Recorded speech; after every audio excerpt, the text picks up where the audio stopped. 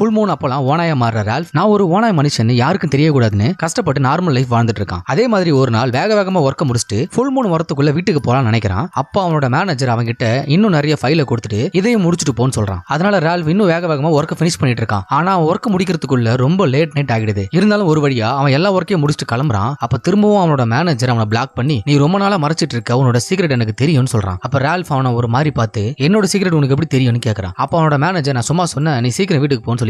அதனால ரால்ஃப் ரொம்ப வேகமா லிஃப்ட்ல ஏறி கீழே இறங்கி போகும்போது கூட ஃபுல் மூன் வர இன்னும் எவ்வளவு டைம் இருக்குன்னு செக் பண்ணிக்கிட்டே இருக்கான். அப்ப அவனோட கிரஷ் ஒர்க்க முடிச்சுட்டு அவன் கூட லிஃப்ட்ல தனியா வந்துட்டு இருக்கா. அப்போ அவளோட பிளட் ஸ்மெல் அவனோட மூக்குல ஏறி அவளை கடிக்கணும் போலவே இருக்கு. இருந்தாலும் அவன் அதை கண்ட்ரோல் பண்ணிக்கிட்டு லிஃப்ட்ல வந்துட்டு இருக்கான். அப்ப சடனா லிஃப்ட் பாதியில ஸ்டக் ஆகி நிக்குது. இதனால இவனுக்கு ஒண்ணுமே புரியல. எப்படியாவது சீக்கிரம் வீட்டுக்கு போகணும்னு தவிக்கிறான். அப்ப அந்த பொண்ணு பரவாயில்லையே மிட் நைட் நீ நானும் தனியா லிஃப்ட்ல ஸ்டக் ஆகிருக்கும், இந்த மாதிரி சான்ஸ் கிடைக்காதுன்னு சொல்றா. அதனால ரெண்டு பேரும் கிஸ் பண்ணிக்கிட்டு லிஃப்ட்டுக்குள்ளே ஒன்னா இருக்க பாக்குறாங்க.